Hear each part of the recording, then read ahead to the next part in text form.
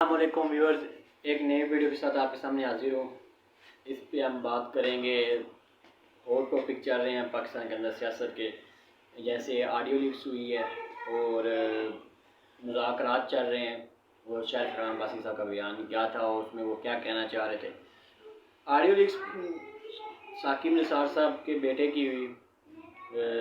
نجم ثاقب اور ان کا ایک دوست ہے عبداللہ، جو کہ پی ٹی آئی کی ٹکٹ کے لیے کینڈیڈیٹ تھا۔ ریویو میں اس کو ٹکٹ ملی،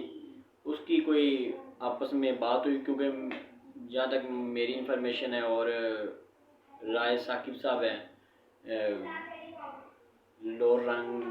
ایک اینکر ہیں اور بہت اچھے انسان ہیں، ان کی وی لوگ میں ساری انفارمیشن پڑی ہوئی ہے کہ یہ دونوں دوست ہیں اور آپس میں بہت اچھے دوست ہیں بچپن کے، تو اب وہ سارا وی لوگ سن سکتے ہیں وہ کیا سارا سین ہے۔ تو باقی یہ جو آڈیو لیکس ہے، یہ ایک ڈیپ فیک کے ذریعے بن سکتی ہے۔ اب سب مطلب کالز کا کافی سارا ڈیٹا نکالیں اور اپنے مطلب کی باتیں جوڑ کے آڈیو لیکس بنا دیں، لیکن اب کب سے آڈیو لیکس، ویڈیو لیکس سب کچھ ہو رہا ہے، لیکن عوام اس پہ کوئی اثر انداز نہیں ہو رہا۔ یہ مطلب خان صاحب کی جو مومنٹم بنا ہوا وہ توڑنے میں کوئی مطلب وہ عمل درآمد نہیں، مطلب وہ جیسے کوئی فاقہ نہیں ہو رہا، یعنی کوئی کام نہیں آ رہی یہ آڈیو لیکس، کیوں وہ نا ان کا یہ حال ہو چکا ہے اب پی ڈی ایم کو اور ان کی صورت کاروں کا،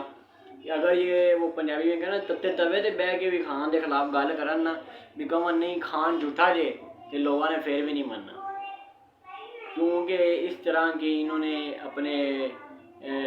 غلط کاموں سے، اپنے غلط ارادوں سے اور غلط سٹیپ لے کے خان کی تحریک کو وہاں پہ پہنچا دیا ہے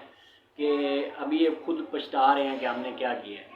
ہوا ان کی ساری غلطیوں کی وجہ سے ہے۔ خان نے تو 10% ایفرٹ کی اور انہوں نے 90% ساتھ انہوں نے اپنی غلطیوں کی وجہ سے اس تحریک کو اوپر پہنچایا ہے، اور اب ڈیپ فیک کے ذریعے آڈیو لیکس اور سارا دن پروپیگنڈا ہو رہا ہے، طلال چودھری باتیں کر رہا ہے، جس طرح کی اس نے لینگویج استعمال کی ہے بیٹھ کے نیشنل ٹی وی پہ، وہ مذمت کے قابل ہے۔ اور اس کے بعد خواجہ آصف صاحب اور دڑا دڑ لوگ بیان کر رہے ہیں جی آڈیو لیکس ہوگی، جی یہ ہو گیا وہ ہو گیا، کوئی فرق نہیں پڑ رہا لوگوں کو۔ دوسری طرف مذاکرات ہو رہے ہیں، اور مذاکرات کو ختم کرنے کے لیے، سبوداش کرنے کے لیے جو ایک آپریشن ہوا چودھری برادران کے گھر پہ، وہ تو مذمت کے قابل ہے، بہت غلط ہوا ہے۔ تو لیکن وہ اس کے پیچھے ایک ہی مقصد تھا کہ مذاکرات کو ختم کیا جائے، کیونکہ مذاکرات سے الیکشن نکلتے نظر آ رہے ہیں، اور الیکشن کچھ لوگوں کی موت ہے، تو اس لیے وہ الیکشن کو روکنا چاہتے ہیں۔ لیکن خان صاحب نے بہت اچھا فیصلہ کیا اپنی ہسٹری کو دہراتے ہوئے کہ وہ ان سے 2-3 سٹیپ آگے ہی ہیں۔ انہوں نے یہ فیصلہ کیا کہ مذاکرات کو ہم ختم نہیں کریں گے، لیکن انہوں نے ایک شرط رکھی ہے۔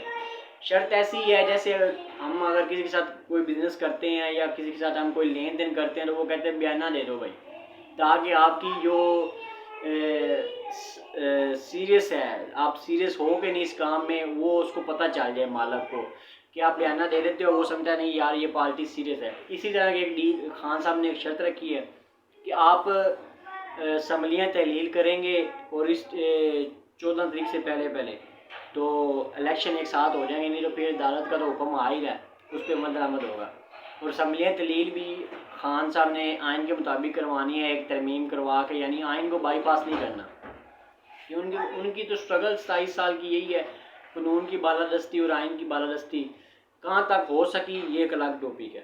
لیکن سٹرگل ان کی یہی ہے کہ قانون کی اور آئین کی بالادستی ہو۔ لیکن یہاں پہ مذاکرات پہ پروپیگنڈا بھی بہت ہو رہا ہے کہ خان صاحب چوروں کے ساتھ بیٹھ گئے، جی خان صاحب نے کہا تھا ہم چوروں کے ساتھ نہیں بیٹھے۔ بیسیکلی چوروں کے ساتھ بیٹھنے کا مقصد یہ ہوتا ہے کہ ان کے ساتھ گورنمنٹ لے لی جائے، جیسے کہ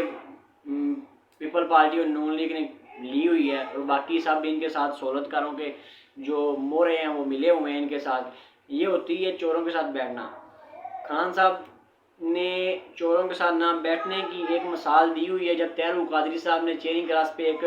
اپنا مذمتی جلسہ کیا تھا، تو خان صاحب نے کہا تھا زرداری صاحب بھی انوائٹڈ تھے، اور خان صاحب نے کہا تھا میں کٹھے نہیں بیٹھوں گا، ایک سٹیج پہ ہم کٹھے نہیں بیٹھ سکتے۔ زرداری صاحب پہلے آئے، وہ بیان کیا، اپنا خطاب کیا، چلے گئے، پھر اس کے بعد عمران خان صاحب آئے، انہوں نے ثابت کیا ہوا کہ میں چوروں کے ساتھ نہیں بیٹھوں گا۔ تو لیکن ایک پروپیگنڈا کیا جا رہا ہے وہ اس سے یہ بھی پھر سبق نکلتا ہے کہ آپ نے مان لیا کہ آپ لوگ چور ہو تو خان صاحب چوروں کے ساتھ بیٹھ گئے ہیں۔ تو اب شارق خان عباسی صاحب کے بیان پہ آتے ہیں۔ شارق خان عباسی صاحب نے بڑی اچھی اسپیچ کی، اور یہاں پہ میں ایک بات کہنا چاہوں گا کہ ہم نا پولیٹیکل ورکرز جو ہے نا وہ اپنی پارٹی کے حق میں کلپ نکالنے کا بڑا شوق رکھتے ہیں۔ جیسے کہ شارق خان عباسی صاحب کا صرف اتنا کلپ وائرل ہوا ہے کہ 20 ارب کی کرپشن ہوگی،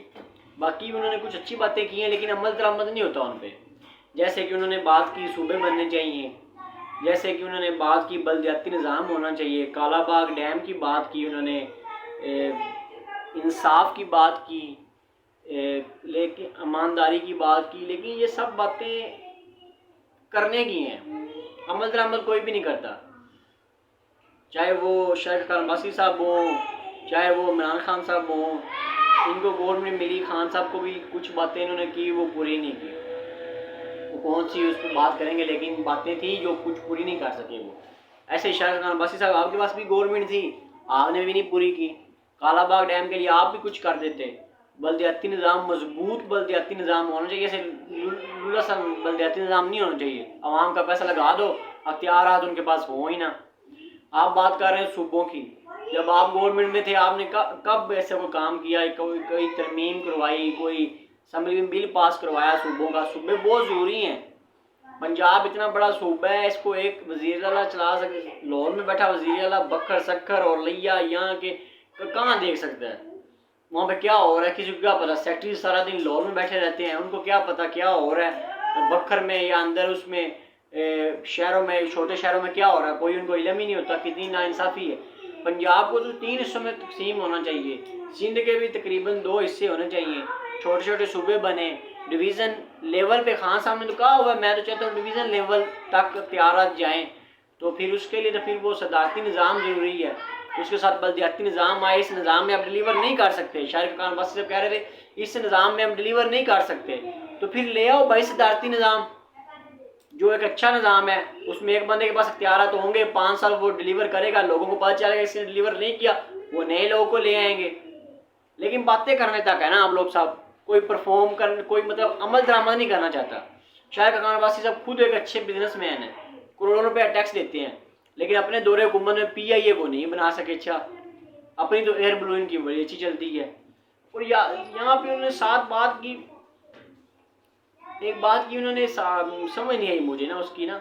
کہ کرپشن کے خاتمے کی بات کر رہے ہیں اور ساتھ نیب کے خاتمے کی بات کر رہے ہیں، یہ کیسے ہو سکتا ہے؟ مطلب نیب کو تو آپ نے ختم کر ہی دیا ہوا ہے، آپ ویسے کہہ رہے ہیں کہ میں اس گورنمنٹ کا حصہ نہیں ہوں، لیکن موجودہ گورنمنٹ نے نیب کو ختم کر دیا ہوا ہے۔ نیب اب نام کا ادارہ ہے، وہ کچھ کرتا نہیں ہے، نہ وہ کچھ کر سکتا ہے جس طرح کہ آپ نے قانون بنائے ہیں، اس پہ بات کروں گا انشاءاللہ۔ لیکن ایک بندے نے بڑی جرات کا مظاہرہ کیا اس پروگرام کے دوران، اس کو مائک ملا اور اس نے بڑے سخت سوالات کیے، ایسا ہونا چاہیے۔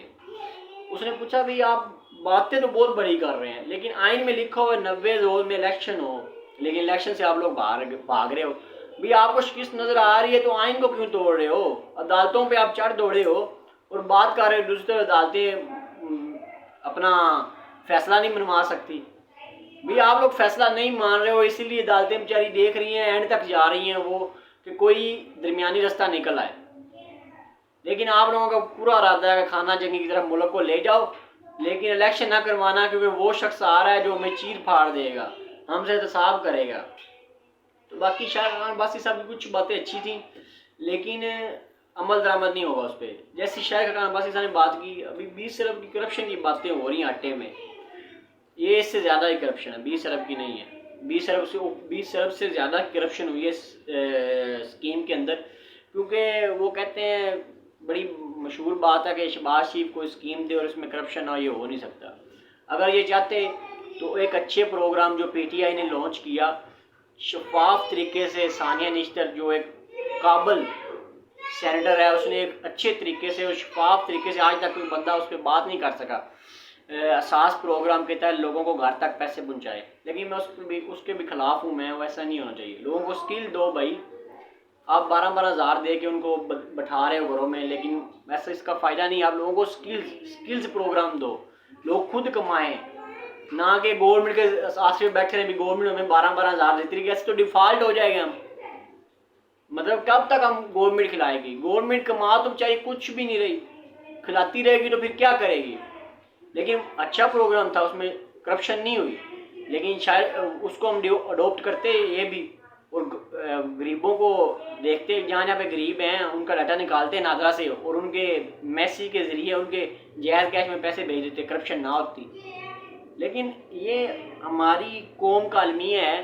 کہ رمضان میں بھی ہم نے کرپشن نہیں چھوڑی۔ یہ تو جب اسکیم چل رہی تھی اس وقت یہ باتیں باہر آ گئی تھی کہ اتنے اتنے کی کرپشن ہو رہی ہے، یہاں سے ڈی سی کر رہا ہے، وہاں سے وہ پٹواری کر رہا ہے، پٹواریوں کے قبضے سے 100 تھیلے 200 تھیلے نکلے، لیکن آٹا کھانے کے قابل نہیں تھا، وہ بہت برا حالت تھی آٹے کی، لیکن کرپشن ہوئی۔ اب کیا اس پہ سے ابھی یہ دیکھیں گے آپ 2-3 دن کے بعد وہ بیان آئی، اس پہ کوئی عمل نہیں ہوگا۔ تو اللہ کرے اس پہ عمل ہو، کرپشن ختم ہو، اور اس ملک کی ترقی کا سب سوچیں اور صرف باتوں تک نہ رہیں۔ انشاءاللہ پھر نیکسٹ ویڈیو میں آپ کے ساتھ ملوں گا، باتیں کریں گے، اور امید کرتا ہوں کہ اس پاکستان کی ترقی میں آپ لوگ بھی اپنا کردار ادا کریں اور کرپشن کے خلاف آواز اٹھائیں۔ اور یہاں پہ میں اینڈ پہ ایک بات کرنا چاہوں گا، میں انشاءاللہ اس بات سے پیچھے نہیں ہٹوں گا کہ ارشد شریف شہید کو انصاف دلوانے میں اپنا کردار ادا کروں گا،